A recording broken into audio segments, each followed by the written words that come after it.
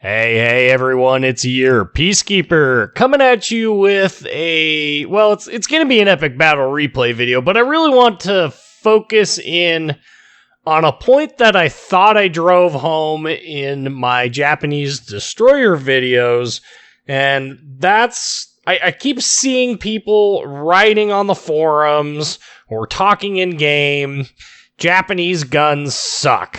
Well, I dislike this phrase because, quite honestly, I don't think it's true. There's a lot of situations in which Japanese guns are ridiculously powerful. To prove this point, I'm going to bring out Yuugumo. Now, this battle is going to be north of 135,000 damage, but there's no kills. And so it's kind of an interesting video just because of the way things kind of worked out. And I'll explain a little bit more of the method to the madness and the when to engage, when to not engage stuff. Because maybe I just didn't drive the point home well enough. I don't know. You guys will have to tell me the reasons why these people either are ignoring my videos, disliking my videos, or just flat not watching or not caring to listen to the opinion in these videos. I realize it's an opinion. I'm not trying to force my viewpoints on somebody, but you guys know my opinion on Japanese destroyers. I think they're one of the stronger destroyer lines in the game. They're just criminally underplayed by the people in them. And that's not to say that people are bad. It's just that the Japanese destroyer line is exceptionally hard to play well. And those that have practice and know how to play them are just fantastic destroyer captains. Some of the best games I've ever had in a destroyer have been in Japanese destroyers, period. Like, US destroyers are very solid ships. They're very good at contesting caps, but overall I find them a little lacking in areas that Japanese destroyers aren't lacking. So anyway, the map is Okinawa? Yeah, I think it's Okinawa. And we are in a Yuugumo. Should probably get that right if I'm going to try and tell people how to say it right. So we're in Yuugumo, and we are going to try and cap B. Now, on this map is an absolutely terrible map for anything larger than a destroyer or anything smaller than a battleship. So if you're just a cruiser on this map, you're basically screwed. But, yeah, so we're in B, and you can see that we are actually contesting this. And by contesting this, what I mean is we're holding off our fire, we're staying on the outer edge of the map, and we're giving ourselves an out, so that in case we need to dodge on out of here, we can do that. I've launched both my torpedo spreads widespread, knowing that in general, destroyers tend to, and look, there he popped up. Destroyers on this map, coming from the southern end, usually go to the southern side of that island there. And that's exactly where I put my torpedoes. That's where the rune was at. So maybe we can catch the rune too, but I doubt it. He's going away from us and he's 10.8 out. Those are only 10k torps. Maybe we'll get this destroyer instead and spook him out of the cap circle. And so by giving myself all of the... Yep, oh, hey, we got a torpedo hit on somebody. Can't complain too much about that. Oh, now we're radared. That's going to be that Domskoy there is the one that's actually radaring us. So the thing to keep in mind here with how to contest caps is, you know, definitely give yourself an out. Definitely give yourself a... put yourself on the far side of the island. Use whatever advantages you've got. You know, the Japanese destroyers, man, we're really dodging incoming fire. Oh, it's splash damage, but no damage. You know, the thing with Japanese destroyers, you got to use every advantage that you have. Now, the Japanese destroyers have some of the highest muzzle velocity. Ooh, that rune just torpedoed his own Z-46? What? All right. Anyway, Japanese destroyers have one of the highest muzzle velocities of any 5-inch gunship in the game, and that would, generally speaking, seem like a disadvantage, except for, well, it's not a disadvantage. It's not a disadvantage. People are going to try and say it's a disadvantage because, well, the turrets turn slow, and, well, Yuugumo just recently got its turret traverse buffed, and it's not really terrible anymore. It's not fantastic, but it's not awful either. We are going to try and get back into cap with that Z-46 gone. There's 2 other destroyers on the map. I know for a fact at least one of them is in the far south. No idea where the other one is at this point on this map. It's not detected. But go ahead and launch some torpedoes there at the Yamato. We're also going to pop smoke in here and take advantage of the fact that Domskoy's radar is down. He is sailing away, which means he's not going to be able to use his radar, and if he does use it, it's not going to detect us for long. And we're going to sit here and we're going to burn the ever-living crap out of this Yamato if we can. But anyway, yeah. So Japanese turrets don't turn fast. Japanese guns don't reload fast. What they do have is high HE alpha, high fire chance, and high muzzle velocity. All of those things together make for a very potent ship if you know how to use the gun. So the gunplay on Japanese destroyers has always been and will always be similar to the way Russian destroyers play. Basically, you're going to end up shooting at longer ranges at anything that is going to be, you know, lethal to you. So basically the cruisers. So this Yamato has burned his repair party.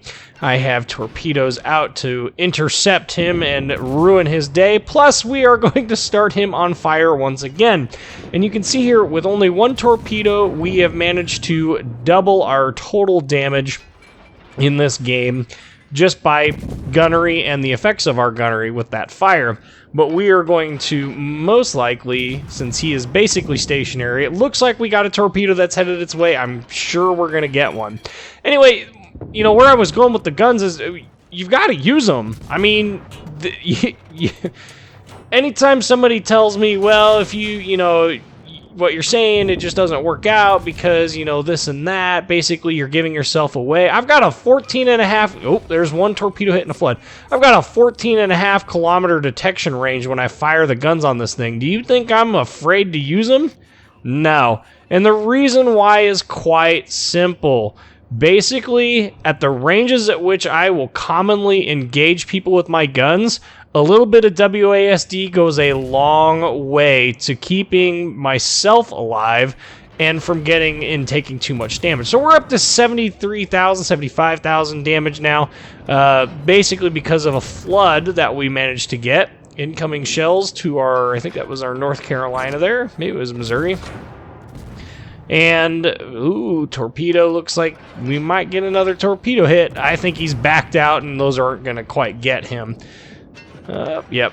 So not quite enough range. Maybe if we get some 12k torps, but hey, we'll start them on fire again. Up to 80,000 damage, and yeah, you really can't complain. But this is really kind of the power and the annoyance, really, of the Japanese guns. That at longer ranges, they're just really far too reliable of fire starters to ignore using them. And the arc on them is flat enough that you can most definitely take out other destroyers with it if you can actually aim. And you know, Wither, you know, that can be there. Down goes the Yamato.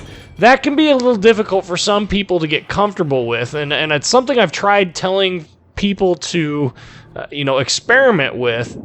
You can't win a knife fight in a Japanese destroyer. It's just not going to happen unless you're in a Kizuki. If you're in a Kizuki, go ahead and win that knife fight engagement. But in any of the other Japanese destroyers, your turret traverse is simply too low at closer ranges to effectively use those closer ranges, you know, engage ships at those closer ranges. So you're gonna need to definitely back it up a little bit where your turret traverse is less of an issue. And you'll notice, and if you haven't noticed, in all of the epic battle replays that I've done and all the how-to play videos that I've done, if you haven't noticed that I am constantly using my guns on these, sometimes to my own detriment, I don't know what to tell you, because this is really a big deal. Like, yes, I'm using the cover of islands here to try and shoot and mask my approach and hide while I'm shooting. But at the end of the day, you know, the key here is knowing when to engage with those guns. And you can see anytime I've got a battleship at long range, or a cruiser at long range, or a destroyer at long range, there's a high likelihood I'm going to actually open up and engage him with my guns. And the reason for that is simple. They do damage. They do reliable damage. I'm up to 100,806 damage just in gunnery, just in... Yeah, oh, we started another fire. And we're going to go ahead and lay a smoke here and try and slow down my Missouri. See if maybe I can't get him to hang out a little bit. But once again, you know, this is a perfect example of using the, you know, advantages of a Japanese destroyer to, one, help the team, so I'm laying smoke, two, use those guns to help burn. And you'll notice that I laid some pretty healthy torpedo wall here as well. And the gunnery, you just got to get used to using it, and you can use smoke offensively like I've done here. You can use the guns defensively while you're kiting and running away from other ships, but at the end of the day, you've got to use them. I mean, you just can't ignore them. That's just not acceptable. You're literally leaving out half your damage potential in doing so, and this battle will definitely show that a little bit more. And we're going to get a torpedo hit and a flood, 13,000 damage. That Missouri was coming in, but I'm glad he's dead, because now there's no radar over here except for that New Orleans, and he is way too far away to use his radar. Moon Puma over there with his Missouri is also too far away to use his radar. And that's one other thing that you'll have to get used to as well. If you're going to use smoke offensive down, okay, start another fire, down he goes. If you're going to use smoke offensively like I'm doing here in this match, you're going to have to know what ships have radar and what range it is. Generally speaking, the US radar, it's 9, 9.5, and like 9.9 or 10.1. That's basically what it is for 8, 9, and 10. So Missouri has a 9.5 kilometer radar range. The Domskoy is like 11.7, I think, and Moskva is 12.1. But 137,757 damage. Like I said, no kills, a base cap, and witherer. And you can see here 1,996 base XP. Look at this detailed report, though. 75,000 damage split between fires at 41k and floods at the remainder. Shell damage right around 20,000. But you got to use those guns, guys.